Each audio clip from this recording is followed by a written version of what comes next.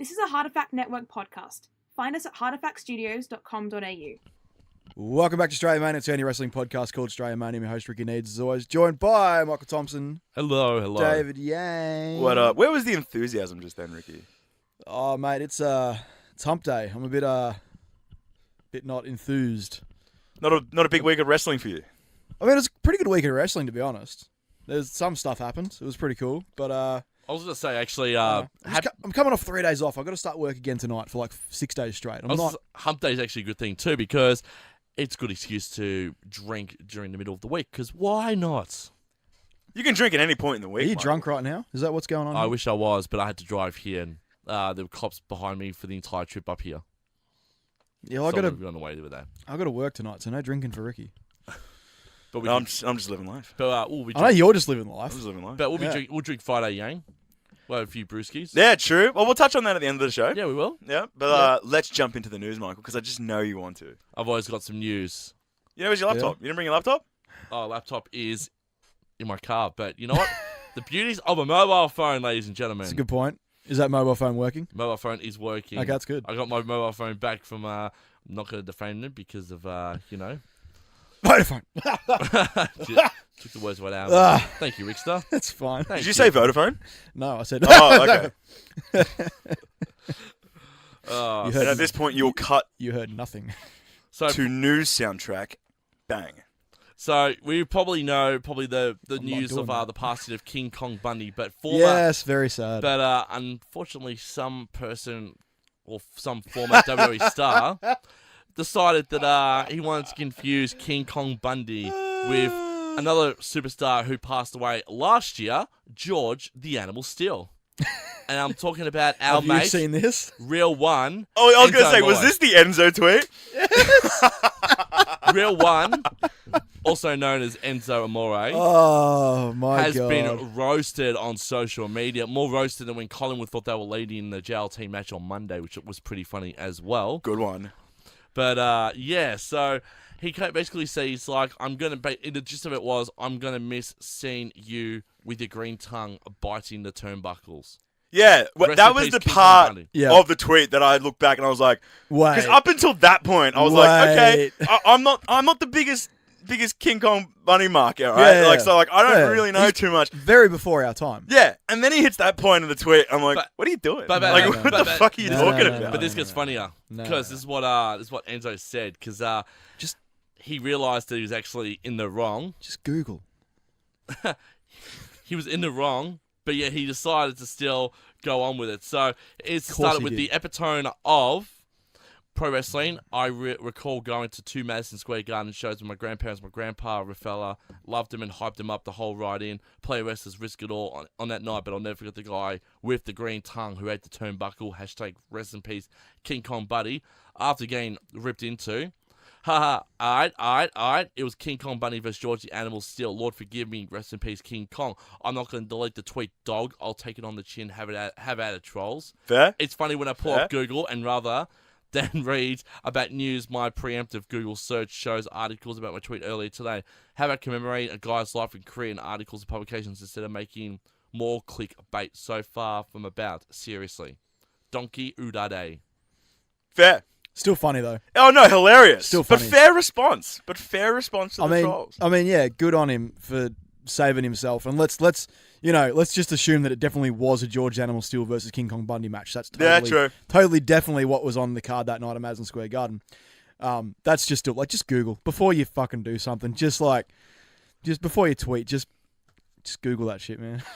Just so simple. And of all people, too. I need somebody to dig up and see if he wrote a little eulogy for George Animal Steel when he passed away last year. I would love to see if he actually he'd already done this in his head, and he's just he's actually. I forgot to post it. Exactly. He's just hang on, no, that'll do. I thought this guy died last year. No, apparently not. And then he's tweeted it this year. He has indeed. So, but yeah, that's just funny, man. Thought I'd start with a bit of funny news. From, I mean, it's just another thing. Yeah, that's what I'm saying. Of all people, right? But Enzo is not endearing himself to the pro wrestling world after leaving WWE. He's just, Well, think You about ever it. think It's he'll be almost back? No. Not WWE, No, but no. like No. just in the wrestling scene. Well, Because he's trying so hard. Well, No. apparently there was rumors that Impact had offered both him and Cass $350,000 each to return as a tag team. That is I'm not gonna lie, dude. That is not a shock. That is not a shock. They were hot as a tag. They were. They were hot as a tag. And dude. they've only just reconciled as well Yeah. after Big Cass had his seizure as well. It's very true. I mean, they were. I think there's still money there. There's still money there. There is. Not much money. Just a little bit of money. But not much money. I just don't think after... Do you think maybe WWE No. but I mean like saw ahead like with the extent of that gimmick? Like, do you think maybe we had seen all there really was to see? They broke them up. They broke them up less than a year into them being on main. That tells you pretty much everything you need to know. Is that wasn't like that tag team on main wasn't moving any eyeballs, wasn't moving any fucking like scale. You really reckon that? It wasn't doing anything, man. Like on NXT, once again, it is that age old fucking thing of like NXT versus WWE. What is the big difference? Is it But I an feel like audience? Is it an audience thing, or is it the creative changes so much that the audience can't connect anymore? But they seemed like, and fair enough, I don't have the stats in front of me, but they just seemed like, objectively, you take a step back, if you have to look at their gimmick and how they, their catchphrases and the way they interacted with the crowd, like, and just the amount of, like, merch potential, they seemed like a tag team that would connect so well with the crowd, right? And they did initially. Initially. But the problem is, those catchphrases and stuff, they wore off real quick. Like, I was listening to something this week. It's like, what was more over during the Daniel Bryan yes movement? Was it the yes chant or was it Daniel Bryan himself? Turns out it was definitely Daniel Bryan himself. But back of house, they all thought it was just the yes chant. Yeah. But you look at someone like Rusev and Rusev Day. That Rusev Day chant has gone. Yeah. And the crowd are no longer behind it. I know he turned heel again. But the minute that chant went away, so did the push for Rusev. So I reckon that was more of like a 70-30. That it was 70% just for the Rusev Day chant, 30% for Rusev himself. So the minute those chants go away, when you are Enzo and Cass, then what's left? A real big man who can move pretty well, and a smaller guy who isn't that great at wrestling. Let's be honest. No, you're right. You're right. So like, when you put it that way, you're right. Yeah, it's kind of hard but to. Then that answers my question. That was like what I was getting at. Was like, do you think WWE they were so aware of that? I think they were. In the extent, like that's the extent of them, right? You take out the catchphrases, which fair enough, they would have died down eventually, but you still, there's something to be said about like talent scouts looking at them and going, okay, beyond that, what are these guys be able to do? As this unit, right? Yeah. Can we do enveloping storylines that have different? There's only so many matches where you can have the little guy getting beat up only to get the hot tag to the big guy who then wins. Yeah, essentially. Like it had a formula. Whereas like something with like the Revival, and I think that's why the Revival is so good, at least when they're on NXT, is because they're both like they're two guys equal size, equal weight. Like look at those two guys, they're very identical. So either one of them can be the hot tag. Either one of them can be the guy to get the pin. They've got that awesome finisher, the Shatter Machine. They've got a pretty simple, like straightforward, like slogan, fist not flips. But they don't rely on any sort of other gimmick other than they are a bit of a throwback to back in the day when you had, the Arn and Tully and like the Four Horsemen kind of like big bruiser tag team kind of guys. Yeah. So their gimmick is longevity. They will always have a gimmick spot really, that gimmick really doesn't need to change or evolve, but them as characters can. Yeah. So I think that's the big difference, and you see that with like the Hardys as well. The reason the Hardys lasted so long is because their gimmick was we fall off tall stuff. That's never going to get old, Yeah. That's why I think that trilogy of like them and the Dudleys and Edge and Christian back in the day was so good. Was because all these teams just had a real solid, like, even the Dudleys, like, when they came back in, 2016, with the same gimmick, it was kind of just like, well, I mean, I get it. It's dumb now, but it's still just the Dudleys. And, it's them doing their thing, and their gimmick is get the tables and what's up and, all that dumb stuff. But it's a nostalgia trip. Did you see the thing that Undertaker said the other week. So he was on He was on some podcast, and he was talking about. He was on a Christian podcast. Oh God, no! But if I still refuse to believe that Dead Man Talking is legit. No. So actually, this ties into. So he went to a Christian thing out in Texas over the weekends, and he was talking about like wrestling and all this sort of stuff. So that's probably where you heard it from. And that's what I was getting at. Hold on. Hang on. Because sorry. The Undertaker's a religious man. He's a very religious man. Much like Jesus himself, he has risen from the dead. How can you not believe it? In the darkness. No. Lord. So Undertaker said something. Amen. He said something extremely interesting regarding like the future of the industry and like why he believes that wrestling is in a bit of danger. Yeah. In the sense that you look at the old guys comparatively to the new guys, and now it's all about moves. Yeah. Right? That was his big thing. It's just like you only remember a person based on that spot. Right? You're sitting there and I don't know if you mentioned any names, but what came to my head, and this is like putting my bias aside, when you think of Finn it falls into both categories, right? He still has a gimmick and character to him, which is what Undertaker was saying, that the thing about the old guys was while they had moves, you were aware of their character, right? And it was their character that was being built in and week out, week out, right? But nowadays it's the moves, right? And Finn falls into both in the sense that every week you're looking for it and you're going, well, when's he gonna hit that coup de grace? Yeah, right. Like that's what we're looking for. It's literally sling blade drop kick to coup de grace. Yeah, that's his finishing sequence. Yeah, and it's so hype because then everything else really isn't. Right, because that's what a lot of people are nowadays. It's like, and then Roman. But like Finn had the potential there with the demon, and that's what I'm saying. Such a memorable. Yeah, and that's why Finn falls into both categories of what Taker's looking at. Going, this is the reason why I think wrestling isn't going to be like it needs to be addressed. Right, if we're going to start building these guys, don't build them around moves. Right, because after a while the moves will wane. Right, you've seen it once before. You've seen it a million times. Yeah. Right, but you still get hype when fucking Taker goes up for old school. Or Snake Eyes, or the big boot. But he spent so long of his career building a character first. But it's also how he approaches getting to that moveset in a match. Yeah. He that's why him and Shawn Michaels back-to-back matches at WrestleMania. Just the way each match is fucking amazing in its own right, but completely different. The way that you get to those signature moves for both characters, the way the story is told to get to that point. That is, you're right. It's like it's literally nowadays. It's just all right. Hurry up, let's get to the Ricochet Superman pose in the middle, or the Spider-Man pose in the middle of the ring. Yeah. Let's get to the Alistair Black doing the backflip off the thing into the seated position. It's like let's get to these cool bits. Yeah. But there's no thought about. Describe to me the Ricochet character. Ricochet character is I do flips. Yeah. I'm an athletic guy. Essentially. Right. Alistair Black is a bit different, but at the same time, Alistair Black has potential. It's potential, but I bet you still can't describe his character to me. He's a dark character. He's a dark, shrouded dude. He's got tattoos. Yeah, you can't explain his. He looks like a guy who needs to have this character, right? Yeah. And then you look at the older guys: John Cena, Randy Orton, Undertaker, Chris Jericho. Like all of them were character focused first. Yeah. Right, and then you thought about Cena's the guy that never gives up. Yeah. Randy Orton's the guy that will turn heel. And that never give up character had so many iterations where it got tested, right, and it got put into different scenarios, right? But it was still the F5.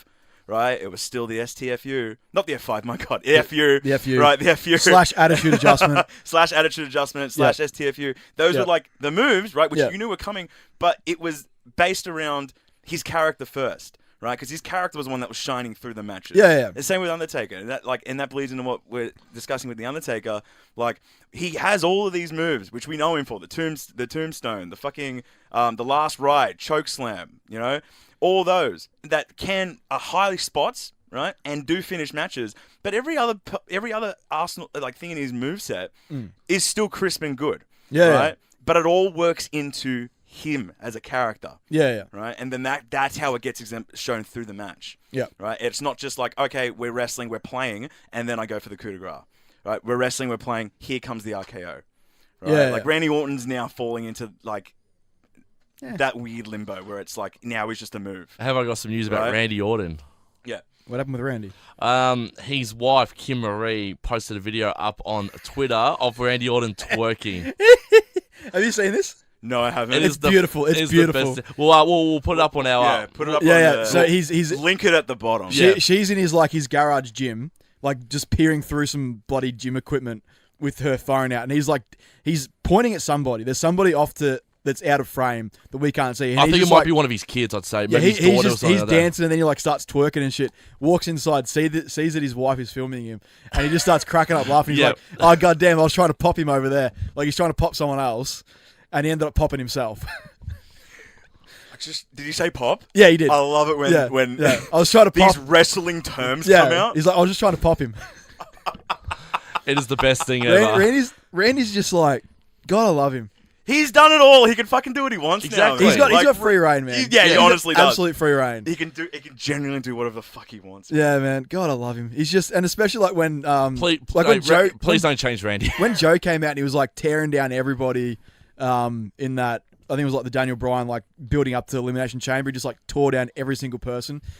Gets to fucking Jeff and he's like, this ain't an AA meeting, mate. You got to wait for your turn to talk. And Randy just fucking loses it in the ring. Just like doubles over laughing, just like it's like when Randy. It's not like even trying to hide it. It's like when the Evolution reunion happened as well. But it's like I've beaten everyone. He's beaten everyone in this ring except for me. And you see Randy going, "Oh, that was shit." such a. But that to me, that made that moment.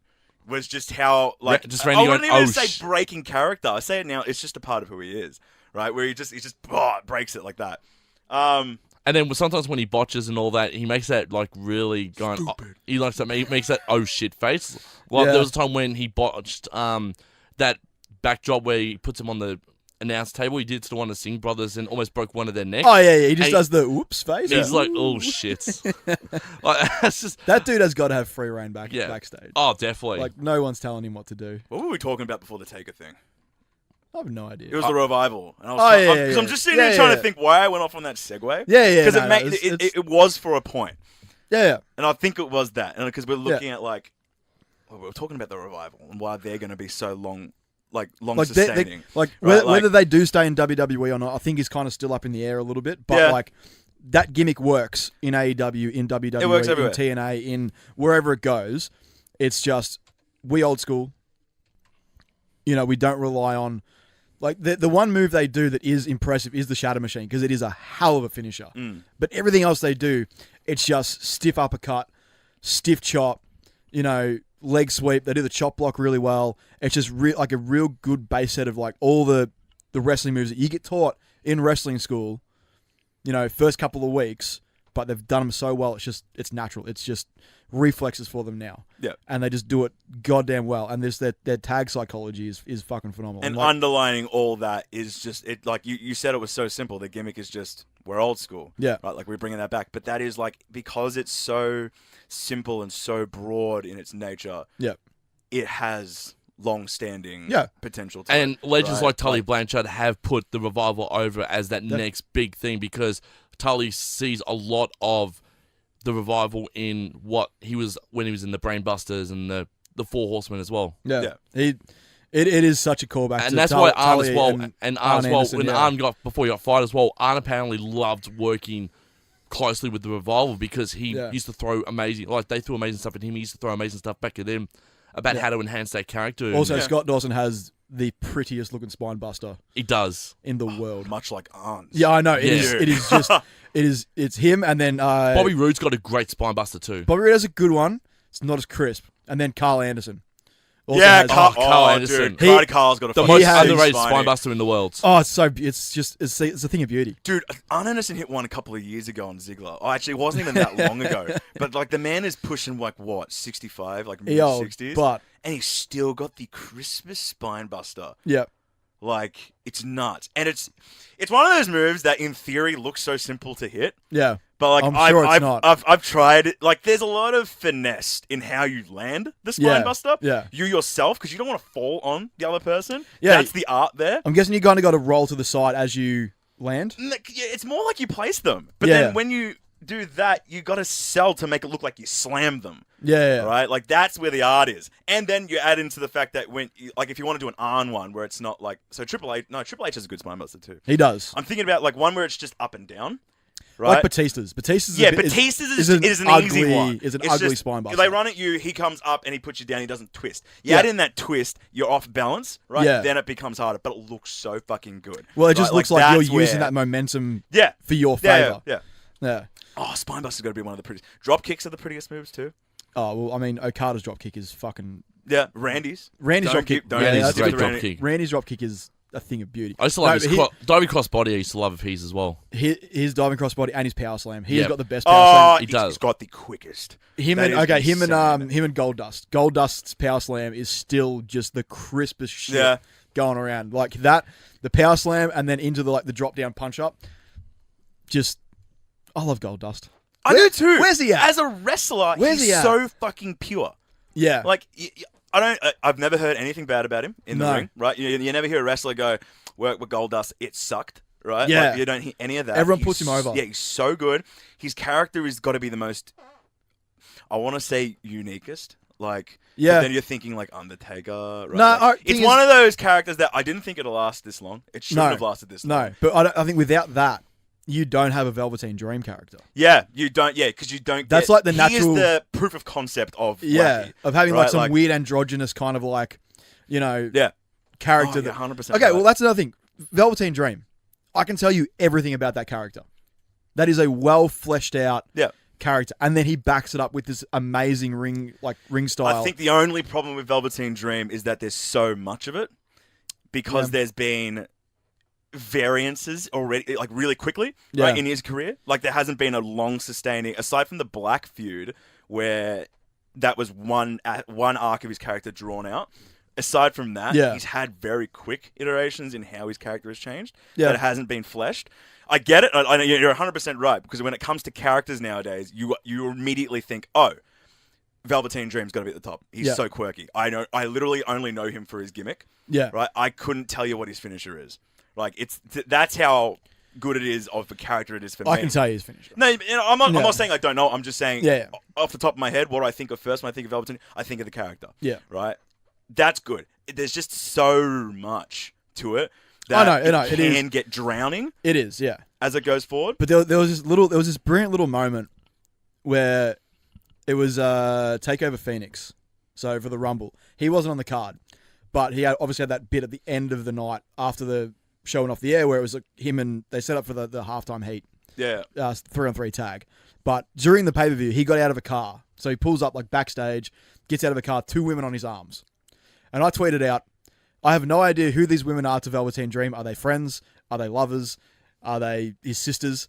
And I'm like, but that is the brilliance of his character. Doesn't matter. He just rocked up with 2 women. And that's, I 100% expected it could be 2 blokes, could be 2 women. Wouldn't matter. That's the brilliance of his character. It's that fucking just like up in the air that you can make your own interpretations about what the hell is going on. But at the same time, I can tell you everything about why he is so passionate about what he does. Exactly. Why he is exactly like the way he is. And like, he's just is perfectly fleshed out till this point. That's why I'm like, of the people that got called up recently, he was not a part of that. I'm like, okay, good. Just give it a little bit longer. If he is in line... I'm worried about the boys that just got let called him up. run with the North American Championship at this point in time. Yeah, for good reason. Ciampa, unfortunately, is just injured at this point in time. Oh, that really sucks. Yeah, that really sucks. Apparently, it's not a good injury too. It's a I can't wrestle right now. Because you know that like he just came back from an ACL as well, which is doesn't even help. And neck too, like neck's not a. What they're building to at TakeOver New York, it's going to be something massive. It's him and Gargano again. Gargano will get the put over. And Gargano will win the championship. He's got to. This is the last thing on his list. You can't like this. But even if Ciampa is working with a neck injury as well, this is a great way for Gargano to beat Ciampa for the belt, and then for Ciampa to go away again and nurse the injury as well. Yeah. And then that gives the rub to him, and then boom, you've got people like Adam Cole who can jump up into that main event scene and take on Gargano as well, because there was still one point in time, I think the Undisputed Era are staying in NXT because Trips does want to put every single belt on the era before they go to the main roster. That needs to happen. Yeah. So I think SummerSlam, I think TakeOver will be Toronto because they're in Canada this year. I think by the end of the night, the Undisputed Era will have every single piece of male gold. So that's by SummerSlam. Yep. Oh, by SummerSlam. Yeah. Oh, okay, fair enough. I think that Takeover Toronto will be... Well, at this stage, it's going to be hard to set that up for... Oh, no way you set up for Mania. No. But like SummerSlam, the biggest... they'll be then they need to collect a piece of gold at Mania weekend. Well, I reckon... You don't want them... I reckon the last thing I want to see... I think the tag titles go... I reckon tag titles go back to him. Yeah. The last thing I want to see and is then them all win it on the exact same night. No. Because that's just boring. You do it bit by bit. Yeah. I was going to say, it's not going to be Evolution from Armageddon 2003 where they won all the gold on the same nights. Is that the only faction ever to pick up all gold? On the same night, yes. Time? Yeah. No, not one night, but just have it all. It's probably the only time, too, in history where the WWE only had that many belts. Yeah, true. Because once they absorbed... Oh, now they have it now as well. I mean, all the gold in terms of that brand. Yeah, I know. Right, that's what I mean. But once you hit WCW coming in era, there was just 2 tag titles and 2 world championships. Yeah. Then a US title as well. The cruiserweight title and the hardcore title at the same time too. It was and the European title that existed for a while. It's fucking how many titles do you need? But yeah, that Evolution time when it's they finally split up all the titles, got rid of the hardcore and the European. So you only had what was it on Raw? Intercontinental. World title, Intercontinental, and the tags. Yep. Yeah. And the women's. women's. That's what I'm saying. Perfect. So going back to what we just touched on briefly with the NXT call-ups, I'm worried about them. Yeah, me too. I'm worried. Same here. But I'm Aleister Black and Ricochet do not need to be in a tag team. I'm not worried about it from the perspective of how they're getting shown. I will. They're getting shown a lot. Yeah. Right? And they're doing that flippy shit and they're strong. They're looking strong. They're looking good. They're beating the Raw tag title. Yeah. There's one word I think that you're thinking of. Overexposure. Not even that. Oh, no. Not even that. Okay, I thought you were thinking that not one. Not even... It's one of those... I'm worried, but I can't explain it properly. We're getting a showcase of their skills, not of their personality. And this is I want to package this podcast around what Taker said because I think it's just That's fine. It's so prominent and it's so true, especially in the landscape of today's wrestling. And that's why I'm worried about these boys because we're sitting back here and we're seeing from Aleister Black and Ricochet is just them hit their moves. They're coming out there. They're really good performers. We get it. You're in the WWE. All of you are good performers. Right? I mean, they did that. They had the backstage promo with Lana last week before the match against Rusev and Shinsuke. Nakahu? Yeah, exactly. And that was fine. You got a little bit of Aleister Black did the everything you need to know about me is written on my skin. I'll make your husband fade to black. Okay, it's not bad, but he's delivered better promos and he's delivered much more meaningful shit. Yeah. And honestly, he's the kind of guy that doesn't need to say a goddamn thing. You look at Aleister Black and you're like, you scary. I don't need to go anywhere near you. Because he's also got the most polarizing, in my opinion, theme song as well, Code Orange. You listen to it. Everything about Aleister Black is excellent, right? It's just I'm worried because they're not going to show it. Now, I love that they committed to the entrance, the thing popping up. But so there is commitment to it. But I can see that being a thing that Vince will get sick of in about 5 months. By SummerSlam, you're not going to see it. He's going to walk out. No. But you know I'm right, though. No, I know, but that's what I'm saying. Exactly. It's that's the kind of thing they will get sick of so quickly. I'm worried. All the thing he's trying to prove Triple H wrong. If I'm WWE right now, I'm turning Aleister Black heel and getting him go against Ricochet straight off the bat. I wouldn't have done this bringing them up thing until after Mania. Yeah. It's an interesting way of bringing them up because they're still doing NXT. Well, apparently everywhere that Aleister Black's been going lately, he's been doing the goodbye speech. Yeah. No, I know that. Because he has nothing. He's not really Post-Mania. Well, he has nothing coming up to Mania. He's not not on the... He's not really... he doing the Dusty Tag Team Classic with Ricochet at the moment? No. Not that I'm aware of. Maybe I'm wrong. Have a look at the tag team. Bracket. I would be interested. But he hasn't really been on tapings. He doesn't have a main story. He's out of the world title picture now. Yeah. He had the title, he lost it, he moves on. The fact that he's been there for as long as he has, kind of surprising usually. Actually, yes, he does. So he is. Fabian Eichner and Marcel Barthel, spoilers, lost to Aleister Black and Ricochet. Okay, so they are doing a tag team. Yeah. So he has a story. That's not much of a story. It's not, but it's the final, right? He's done everything else. This is now the exit, right? And there's two teams left in the final. Spoilers. One is Aleister Black and Ricochet, and the other one is the Forgotten Sons. Yeah. Okay, and that match is happening at TakeOver, yeah? Most likely, yes. I think it is. The final's happening at TakeOver. Yeah. So after Mania weekend, he's down 100%. now main, right? Yeah. That's where I get worried. Yeah, I know. Look, That's where I'm getting worried. I'm always worried, though. I mean, look at EC3. That guy was on TV this week spraying himself down with water in front of a mirror while two guys from Saturday Night Live, I think, walked past him saying that was weird. This guy came into NXT, huge hype, got real hot real quick. Then even NXT kind of lost a bit of... And I was about to just say that. NXT kind of lost a bit of steam with him. Push him enough. Yeah, something weird happened. But he was always main roster ready.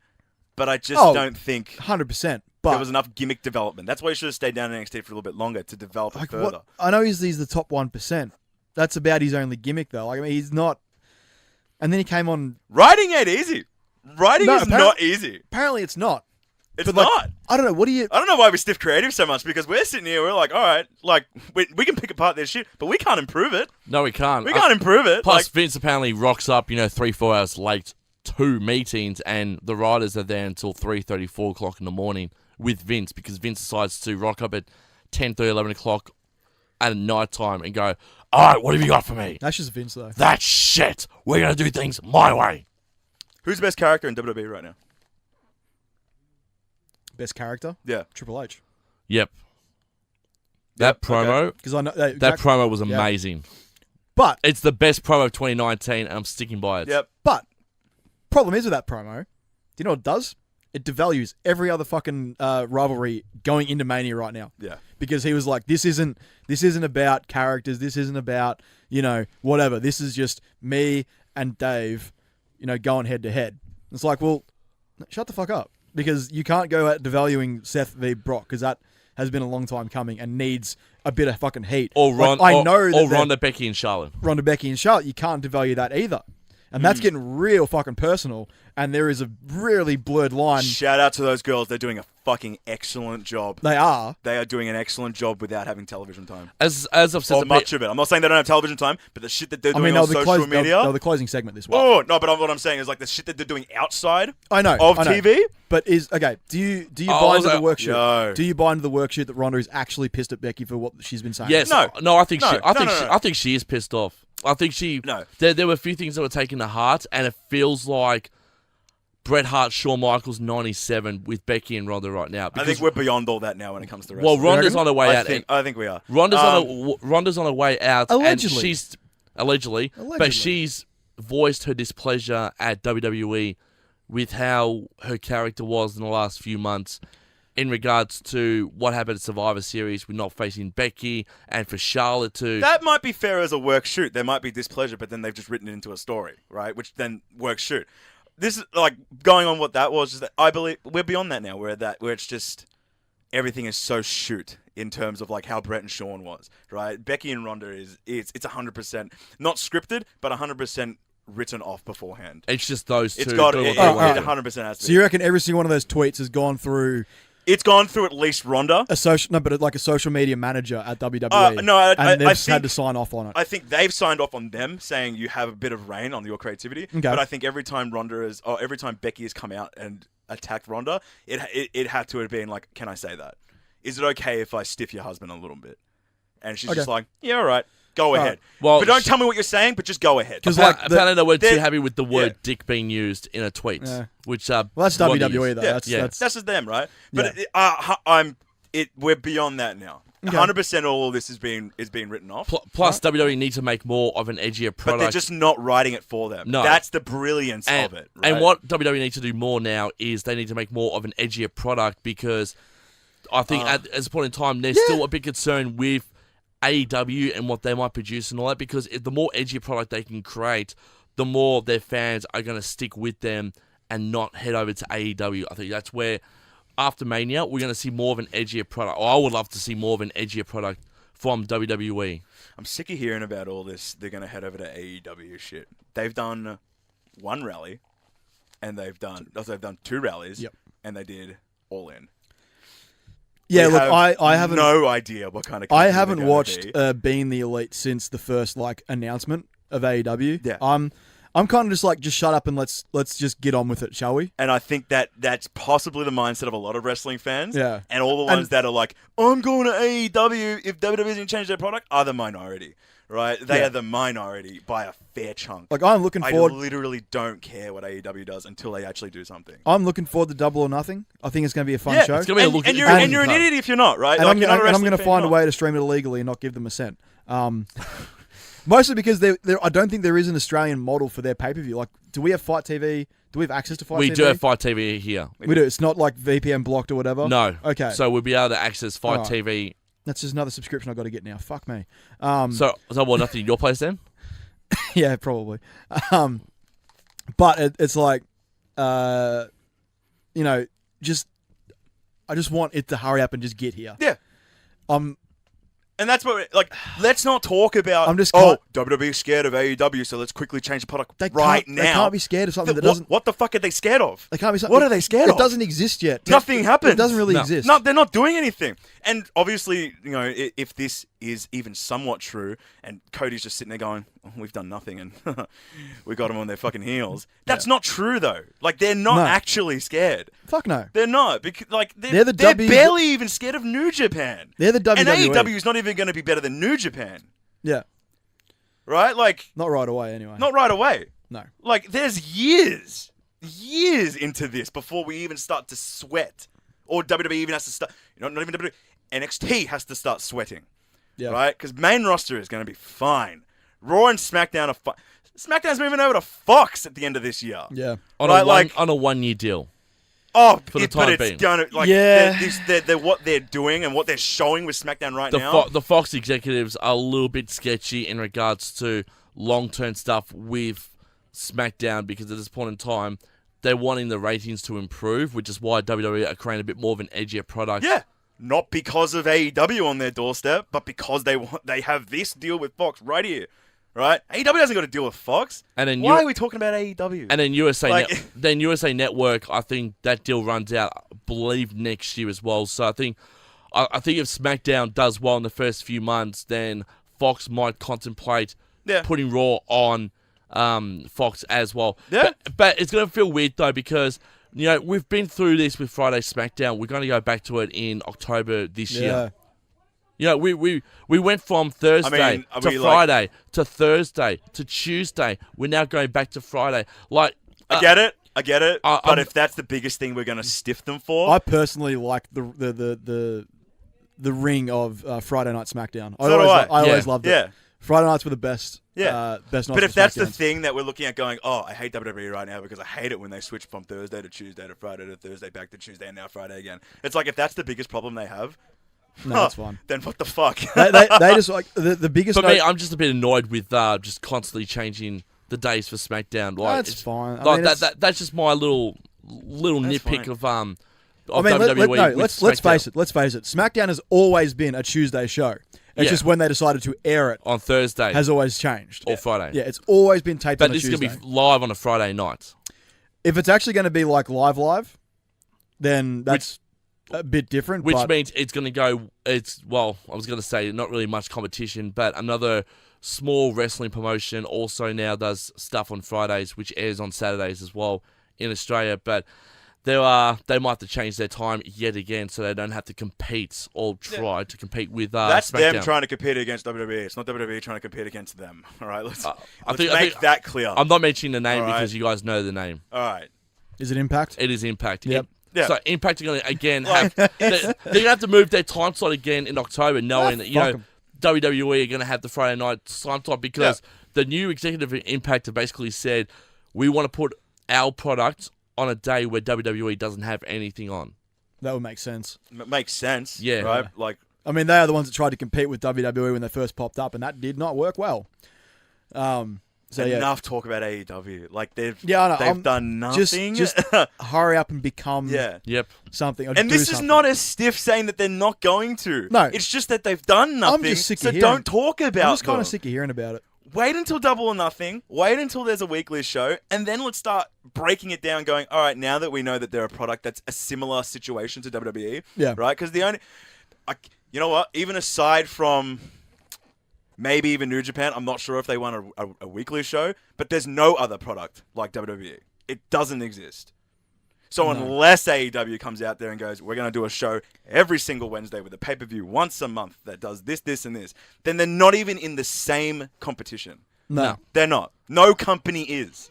No. Every other company is just a wrestling promotion. And even if, like, you would got to assume initially they would be, like, batch recording their weekly episodes. Yeah. I reckon. Even Raw did that back in the day. It was like they would record 2 episodes in the same arena. Yeah. So they'd have, like, a week off.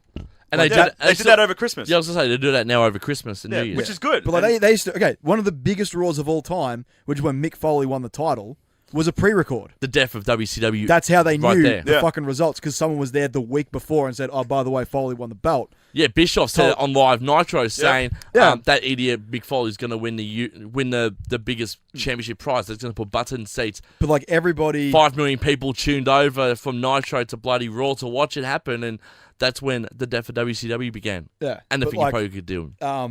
Everyone starts off doing batch recordings. Yeah. They're not going to start off, like, they're not going to get, unless they're recording in the same arena in Jacksonville every week, which gives you either an NXT feel. That's what I'm saying. Or start NXT. Or an Impact feel.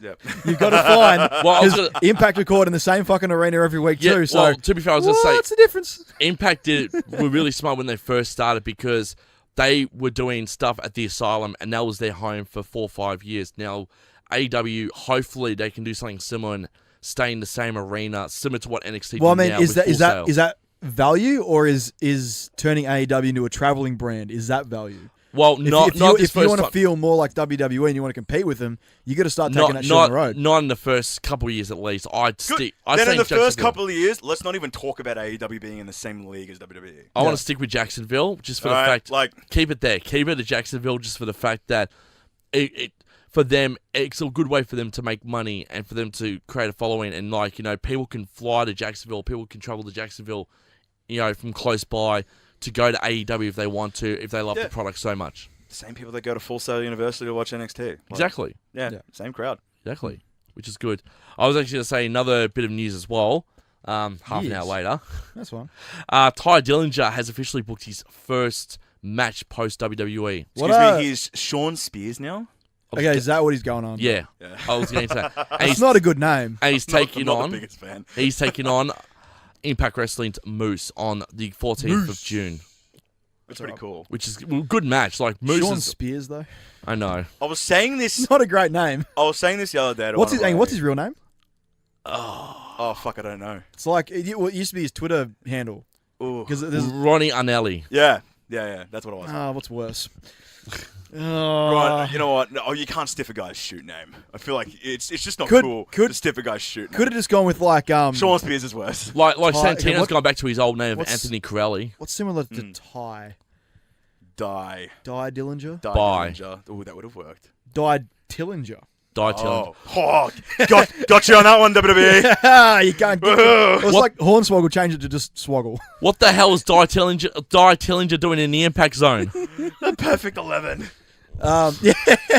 I was talking about it the other day with a mate. I don't know if you follow him on the socials. Sammy and Dan down. But he posts every single appearance he's getting and writes a fair chunk of I'm so excited to be here and I'm so keen to fucking do this. And look, I'm not out here to stiff a guy for putting over where he's about to go work, and especially a guy who's just recently he loves the craft and all that kind of stuff. Yeah. But it gets to a point where I just don't want to hear it. Yeah. Right? And this is just me, but it's he's doing it almost hourly. I get it. You're being booked. Yeah. Right?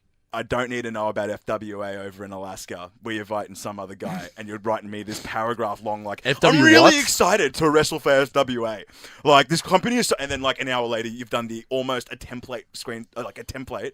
You've just changed the names and gone, I'm really excited to wrestle for BCW over in blah, blah, blah, blah, blah. Where I wrestle blah, and then an hour later, he does the exact same thing. FW I get it. You're being booked. Yeah, right? yeah. You're cool. You're a hot product right now. Yeah, for now. Just do wait and get a week's worth of bookings and then just do a post on that. Yeah. Right? Social media manager, but better, dude. Yeah. No, it's just drowning for me right now. Yeah, no, I get it. Because that's just my hot 10-cent unpopular opinion on this. That's fine. That's more your hot 50 cents. Yeah. No, I get it. Like it's, he's just excited to be out of the system. I get it. I do. Yeah. No, serious, I do. I get it. I'm just saying. Like I said, me personally, I just don't want to see it every hour on my feed. Yeah. Where you're just like, yo, I'm so keen to wrestle here. But like he has to like. But the fact that you are bringing that up and the fact that you're mentioning it means it's effective. It's working. Oh, if that's what if he has said to himself in his character writing before he started this, going, I'm deliberately going to post every hour about all the bookings I'm getting to piss people off. But it's pissing you off. It's not necessarily pissing other people off. Because these are dates in America, right? For the most part. People live in America. Yeah, I don't know if you know this. No, right? Okay, fair enough. They will be actually able to go to these shows. I We know. can't. Look, like I said, this is an unpopular piece from me. Yeah, it's fine. Right? It's just... It's fine. But like I said, pick up your bookings, pick them up from Monday to Sunday, and then on Sunday, do a graphic or that just says, I'm going to be here, and here. Just do the Cody list. Like, hand write all the places you're going to be and whack them up. You know, just take a photo of it and whack it up on your Twitter. Yeah. You know? All I'm saying is don't need to do it once an hour. Okay. You don't need to be as enthusiastic about every... But I mean, he posts that. That's free publicity for whatever. No, it is. Look, like I said... and he's more likely to be rebooked there in the future. Fair enough. I know it's annoying you. Maybe you just chuck him on mute on Twitter for a bit, yeah? I might. I honestly might. Maybe just do that. I honestly might. Yeah? But if it is at a point where he's sat back and gone, I'm going to do this because the underlying point of it is like people are going to catch on and be like, oh, I'm sick of seeing this. Because he does seem like he's getting a bit obnoxious with it on some of his posts. With just the kind of promotion that it is, and then how much he's putting it over. Maybe he's just an enthusiastic guy. Maybe he is. But maybe he's advanced. Maybe he is advanced charactering himself, and he's picked out people like me and gone, these are the guys I want to work. Right? And then when he does book an Australian show, you're going to go there just to boo him. But you'll buy a ticket. But I bought a ticket. Yeah. I bought a ticket. Yeah. See, now that's the point. Just to boo him. I've come around. My mark. There we mark go. for Sean Spears. I turned you. It's a terrible... There we go. Only if he comes out and says, this is how I've advanced gimmicked myself. Right? Just imagine Sean Spears coming out to World Series Wrestling later this year. Oh, that name just does not sit right with my brain. Sean Spears. Nah. In other news as well, Betsy Kelso... I bet that's going to be the big... You know, like at the end of World Series... I don't know if you guys know. But they always show like an announcement package for the next show. Yeah. And they show like, here's who we've signed. If he's the one that pops up on the screen, I don't know how I'm going to feel about it. I'm going to pop. I might not actually buy a ticket to the next show. No, you will. You will. You will. I will. You will. You definitely will. Betsy Kelso has taken over the lead role of women creative for WWE as well. Some of her experiences is in TV, and she's published a playwright as well. She's worked also on the Disney Channel in the past as well, and she's going to be alongside Jed Pepperman and newly developed as well, Dana Warrior, who's also part of the female creative team too. I thought that was a cool signing. Yeah, the Ultimate Warrior's wife. Yeah. Keep him in the family. Yep. You know. So that should be interesting. Speaking, I'm not going to mention this. I was going to mention it really quickly, but Shahid Khan's actually worth a lot more than Vince McMahon at this point in time. Who? The guy who's the father of the guy who is the main investor for AEW. Oh, okay, yeah. Yeah, I just didn't know the name. Forbes released their annual billionaires list of 2019. Shahid Khan is worth $7.2 billion, ranked 224th, while Vince is only worth $3.2 billion, ranked at 691. Only. Jesus. Only. Only. He says over there, only 3.4 billion. And I know, and we're going to get into this because that gap of 4 billion is going to make all the fucking difference in the world when it comes to AEW being better than WWE, right? He's going to sit there and go, "Wow, I got 4 billion on him. I'm going to invest all of that right now." Well, no, actually, remember this is the guy's dad. It's not Tony. Tony Khan is the guy who's investing in AEW. I'm sure he's using part of his daddy's money. Yeah, but yeah, because he's sitting there. Yeah. Hey, Daddy, buy me a wrestling company. Okay, son. Yeah. But I mean, why not? The dad, he owns fucking Liverpool or one of the big. Yep. One of the massive fucking Premier League giants. Yep. Premier League giants. God, his kid owns the fucking Jaguars. Like, how do you get into that? Right. Like, you have a lot of money somehow. I'm guessing based on the last name Oil. Yeah. Fair. That's just. Well, am I wrong? Look up what he. I want to know what he. I'm guessing oil, real estate. Yeah, it's real estate. If it's real estate, then he's come into his money in like the last 60 to 50 years. Even if it's oil, same deal. Yeah, same deal. Yeah. I'm guessing oil, real estate, and then just a bunch of shady private investments. Yeah. Yeah. Something to do with weapons. He's going to lose money on AEW. But that's no, the point. He's kiddies. Yeah. That's that's the point of it. It's actually Fulham that he's invested money Fulham, into Tony Khan. Right, Fulham. So that's still a pretty big Premier League team. Jacksonville Jaguars too. Uh-huh. All Elite Wrestling. He owns Jacksonville Jaguars? Yep. No. True Media. He also is the owner and chairman of True Media Networks, which is a Boston-based engineering firm specializing in innovative sports analytics solutions for leagues, franchises, and media partners across the athletic industry. Sounds like a front for drugs. Isn't that a dream job? Just to buy a company. Just buy a company, and they just make money for you. Yeah. Just passive income. You don't have to really. You just sit on the board. Oh. Right? You just say yes. Passive income would be just the best. And then I know we're going to talk about Fastlane very shortly, but the name that is still getting tossed around is Dean Ambrose. And is it a work? Is it a shoot? We don't know. We don't know this because I don't like the fact that it's one last dance. There's one. Like, surely not. They keep saying it a lot. Like, surely it's not the last time the Shield is ever going to come because apparently together. there's been live event postings that apparently the Shield are advertised for post-Mania on a few different occasions.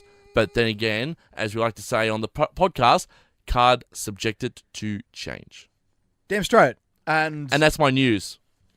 Okay, right. So Dean turned about a month and a half ago, maybe longer. Actually, no, wait. It was a while ago. Yeah, like wait, because he turned the day of. Yeah, it's like 4 months. So 4 months. 4 months ago. And then, then shitty feud with Rick Rollins. Shitty feud. And then won the IC belt. And then he even had a shittier feud with Bobby Lashley. And then slapped Drew McIntyre in the face and became a good guy again. Yeah. Kind of. And now he's back. And now the Shield's back. Yeah. Yeah. Okay. And that pretty much sums up. Have a match. So Dean's gone back to his goofy, his goofy character from what he was. Yeah. 5 months prior. I like it, but it's just I can't forget about the last 4 months. I'm pretty happy to if someone can knock it out of me. So look, just the Dean Ambrose bit. Can we just list off all the things that he did during his heel turn? He got a don't stiff him. He won the IC belt. No. I'm not stiffing him. I'm just saying all the bad things happened. He wore a Bane jacket. That was pretty lit, though. He had an injection in his bloody ass. He looked good in that Bane jacket. He tried. The man tried. The man tried. Probably given shitty creative. Yeah. And did the best. Give it up to Dean Ambrose. The man tried. He called everyone vermin, which I thought was interesting. The man tried. Yep. The man tried. But he's not a guy. But I still can't believe he went through and they gave him the whole thing of, by the way, you're going to do a promo, but as you're doing that, a doctor's going to put a needle in your ass. Can we talk about this just really quickly before he turned heel?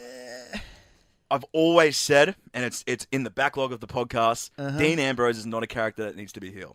It's not a character that should be heel, right? And it's one of those you look at and you go, oh, of course he has to be heel. Of course, he's a fucking lunatic. Oh, he would be such a good heel.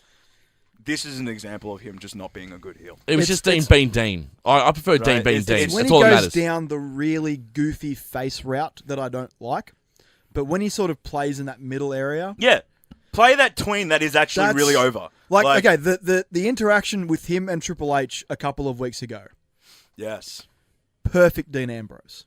Just that as Triple H goes under the rope and Dean follows him and just has that look on his face.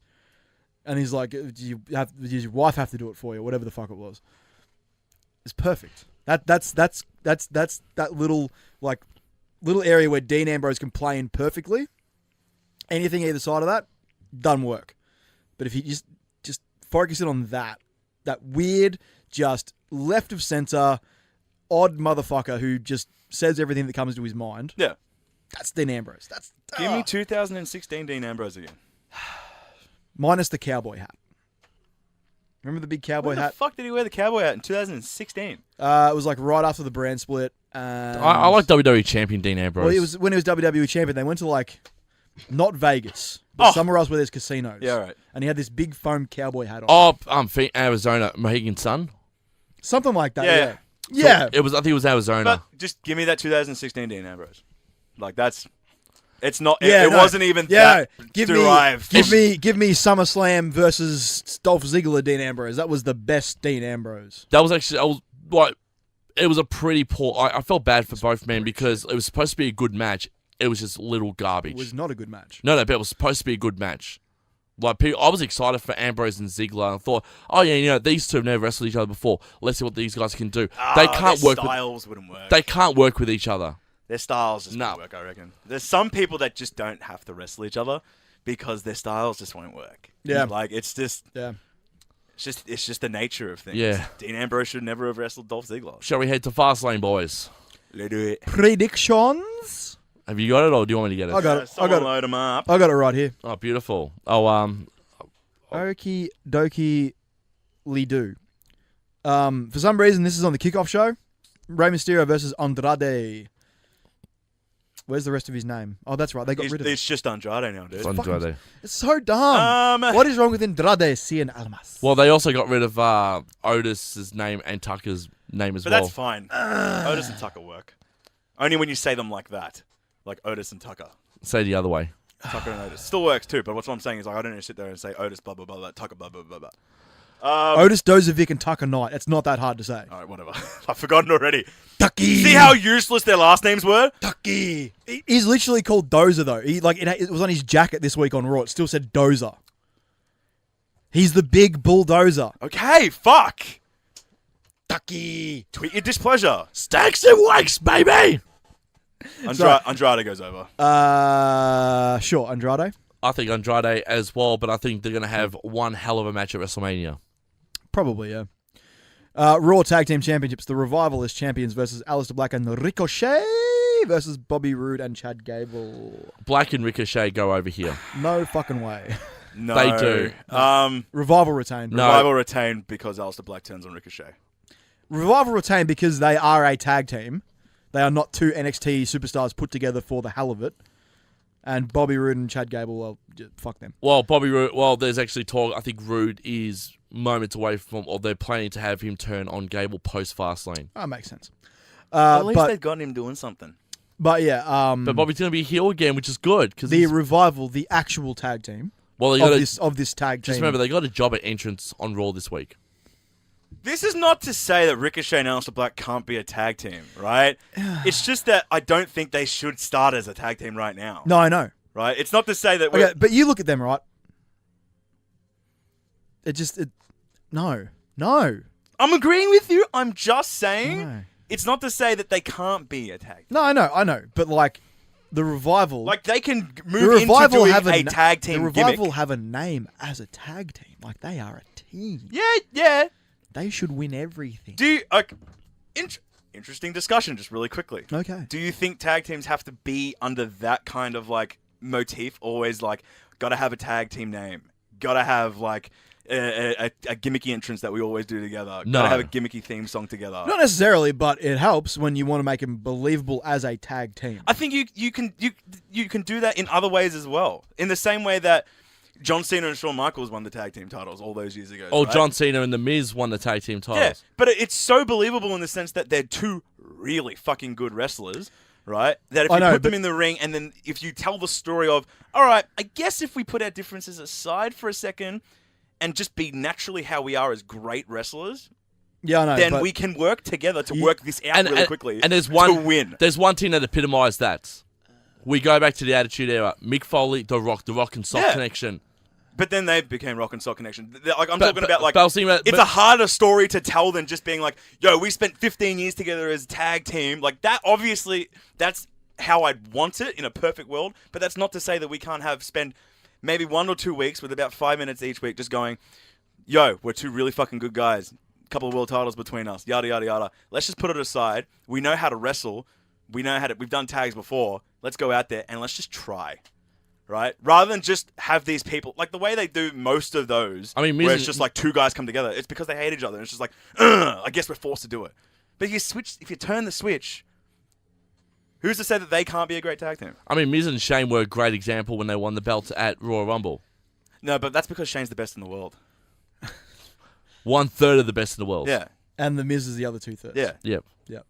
Also, there is a fine line here between, say, The Bar, which started off like that and became something that I really can't picture them not being together. Those right now. that Best of 7 series was the best thing ever for both Sheamus and Cesaro. Yeah, I still love watching their matches week in, week out. It becomes either The Bar or it becomes something that's just, it's not vibe. It's not I'm agreeing Makes with you. no fucking sense. I'm agreeing So, with like you. the Shining Stars, for The example. rival retains because they're the tag team. But that's not to say that if creative at some point, and I don't think they should, but if they did, they just were like, let's make Aleister Black and Ricochet tag team. Let's give them 6 months, right? Where they legitimately only compete in the tag team division. It can work. It can work. They don't need to become a gimmick name. They don't need to have a gimmick entrance. They can just be two initially singles competitors coming together and going, hey, we got a chance in this tag thing. You and I have good chemistry, right? Let's just go out and do it. It can work. It's just that that's not the story they've told in this lead up to this fight right now. And then if they did go over, then I'm with you. And it's like, that's stupid, right? Because they haven't shown any story arc of being, let's come together, let's talk about this, let's state why we're good, and then let's go in there and put on a tag team spectacle. I still think right now it's just two single guys coming in there and doing their single moves. I still think Like Ricochet and Aleister Black become the new tag team champions at Fastlane. All right. Anyway, next up, women's tag team championships, Boss and Hug connection. That's and versus Nia Jackson, Tamina. They retain. I feel Bailey and Banks, yeah. They retain. Yes, I also agree. Would be the dumbest thing if they were to drop on their first defense. SmackDown tag team championships, the Usos versus the Miz and Shane McMahon. Usos. Because it sets up the match of Mania between Miz and McMahon. Miz and McMahon. It should not be that. Miz and McMahon. Miz deserves better. He does. Miz and McMahon. I got them winning them back. Oscar v. Mandy Rose. Whether this match happens or not is still kind of up in the air. But should it happen, who we got? Oh, she's clear. So I think Oscar goes over. She's cleared? Yeah. Okay, good. Oscar, because Oscar. Mandy Rose is a bitch. Oscar. Shield versus Drew McIntyre, Baron Corbin, and Bobby Lashley. Of course the Shield's going to win this one. Fucking right, the Shield's going to win this one. Or, what's that look on your face? I just want to go against it. Does Brock Lesnar come out and take on Seth or something like? It's so hard because I mean there is someone it's missing. Roman's first match. It's such a heartfelt moment. It's one of those you can look at and you go, oh, obviously the Shield wins. I mean there's right? two non-factors here. You do realize that, right? You've got Drew McIntyre, Baron Corbin, Bobby Lashley, no Elias, and Leo Rush, and no Braun Strowman. That's two factors on the heel side. Finish. They could interrupt, like gimmick finish, but then at the same time, I think everything else gets overridden by the fact that this is Roman's first match. So the Shield, it's a feel-good moment. It's hard because you're sitting there and you're wanting it to be something else because you already know it's so obviously going to be a Shield win, right? But you can't bet against it in this case. It's just as much as Shield win. Also, because originally man. It's Roman's first. They were thinking of an 8-man tag match, but they didn't want to put Braun Strowman and or Elias in it because they didn't want to overshadow Roman's return to the ring. Yeah. Look, fair enough. Shield wins. Shield wins. Shield wins. Okay. It's just a shame that Braun and Elias and Leo Rush will not be part of this in any way, shape, or form. It's just a shame because no shit, we're gonna watch it and we're gonna love the shit out of it. Yeah. But it's just not like we're gonna be surprised. Right, because we're gonna watch it. There's gonna be some cool stuff to see Roman get back in there. It's like when Roman had when Roman had the illness and Kurt Angle took over the place of Roman for that TLC match against But that times 20. Right, yeah, exactly. We're sitting there, we're just like, we know the final beats of this match already. Yeah, Roman's gonna get the pin. We're not gonna get the surprise, but I'm not saying that's necessarily a bad thing, right? Because that's what this match is just about. Exactly. Right? It's not meant to be about anything more than that. Which is fair, but it's just that for me, I'm sitting there going, look, fair enough. Like, I'm not going to have the most hype possible because there's no surprise to me. All right.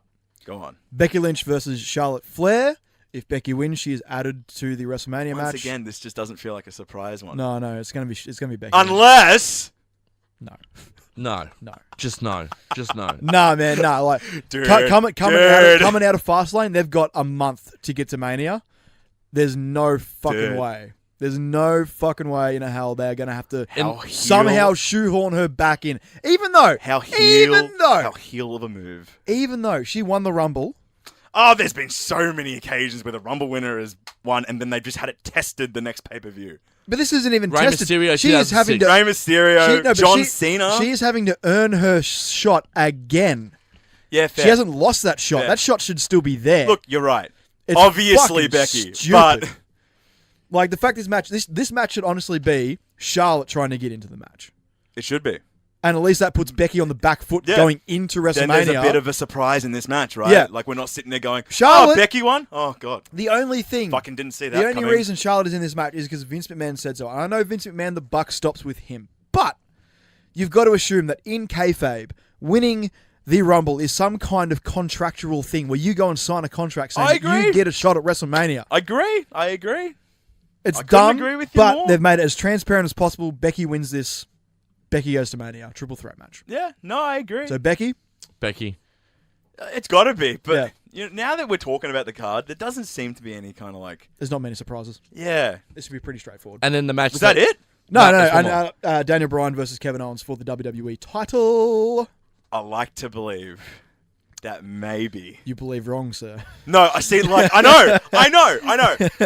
There's the obvious, which is this is the most predicted card ever, right? Yeah. Where I'm pretty sure anyone can It's a walk throwaway away. pay-per-view, pretty much. But at the same time, if something had to be a bit cheeky on this card, would it be the worst thing in the world for Kevin Owens to go over and win the title here? No. It wouldn't. No. Kevin v. Kofi, that's a good match. It wouldn't. It would be a good match. It would be. But however, It's obviously that Daniel Bryan wins, right? It's obvious. But Yeah. that's not to say that WWE has never just been like, look, we know how obvious this card is. and I think Harper if makes we his had return. to trick some people on something, maybe the main event, right? Maybe we can trick them on that and just have Kevin Owens go over. And I think Harper makes his return at Fastlane and helps Daniel Bryan retain the belt. Okay, look, hey, and this is once again me not disagreeing with you because it's so obvious. Because right? because you've got Harper and Rowan in Bryan's corner at WrestleMania, and you got Big E and Woods in Kofi's corner at Mania. Yeah, I get it. I get it. Harper, what? I think Harper's going to make his return and cost Kevin Owens the match. I think he's going to come out and be part of it and make it a screwy finish. I mean, that makes sense. I think you've really nailed it on the head, Michael, for predicting the obvious. But what I'm saying is that if anything on this card had to be a little bit off balance, and you know WWE said to themselves, "I know we've got the most predictable card in WWE history right now, but if we had to switch it up just a little bit, it would not be the worst thing in the world for Kevin Owens to go over and win the Of WWE course title." not. Of course not. Yeah, sure. Yeah. Fuck it, I'm going Kevin Owens. Oh, God. All right, yep. All right. Of course you'd fucking Kevin say that. Owens, Kevin Owens. Daniel Bryan. I've got Bryan. Yeah. You fucking marks. Now, You know we're right, though. Now, if Harper comes out and Yep. attacks Kevin Owens, and Kevin Owens gets the win by DQ but doesn't get the belt, You get the prediction, I then. still get the prediction. Yep. You get the prediction. Is that all right? Who knows? You okay with that? Who knows? It could be a triple threat match at WrestleMania. Owens, No Kofi, more, and Bryan. no more triple threat matches. No more. I won't have it. Oh, by the way, before we you're not going to like this, but before we finish up the podcast and all that, I like everything. Yang, we've got a bit of house cleaning to attend to. Oh, goddamn. That's right. We've got World Series wrestling this weekend, Yes, we do. and we got some of the matches that's already been announced, which I'm looking forward to seeing. Well, go on then. So, night one, I'm looking forward to this one. Bandito and Flamita is taking on Kaz and Scorpio Sky, Social Uncensored. Slex, SoCal. the homosexual, is taking on Austin Aries. Indy Hartwell is taking on Kellyanne in the semi-finals for the first ever World Series women's champion. And the main event's going to be Robbie Eagles versus Christopher Daniels, the Fallen Angel. Also, Now I'm hyped for that. Fatal 4-Way, Abyss, Gino, Sid, Brooksy. That's night one in Melbourne. That's some beef in the ring. I reckon you give it to Brooks. That's some beef in the ring. Night two. Joey Ryan versus Gino Gambino. Oh, that's a match. Robbie- That's a hell of a match. Robbie, Is it really? Yeah, that's a bit of fun, man. Robbie, Can you imagine Gino dick flipping? I just can't imagine Gino flipping. Yeah, I know. Hey, man, the power of Joey Ryan's dick is pretty, Oh god, it's got to be fucking. That'll be its biggest achievement. yeah. Woo! Bandito and Flamita taking on the current MCW Tag Team Champions Darry James and Adam Brooks. Oh, MCW. Oh god, I thought you said World. No, Oh, no, I'm MCW. I'm like Villain Enterprises. Yeah, What's Villain up? Enterprises, dude. Shazza McKenzie versus Erica Reeds. Shaz McKenzie's so fucking hot. Indy Hartwell. Anyway. Indy Hartwell versus Jordan Grace. Oh, by the way, night one. Indy Hartwell versus Jordan Grace. Yep, That's a fucking and good night match. one, I forgot to mention this. Joey Ryan versus Jordan Grace. Yeah. Oh! That's pretty cool. That's pretty hot. I'm looking forward to that one. And, of course, Robbie Eagles versus Flip Gordon.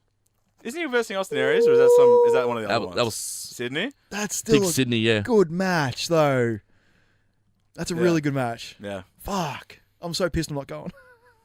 The intergender challenge match they're calling it between Jordan Grace and Joey Ryan. There was this GIF he put up today on his Instas where he the photo, I'm just showing the boys in the studio right now, the photo looks freaking amazing. Fair enough. It was him doing a variety of boob plexes in a bunch of intergender matches. The dude has such a gimmick. The dude has the greatest gimmick in wrestling. Oh, it's like, it's equivalent of fucking Joseph Gordon-Levitt coming out there and writing Don John.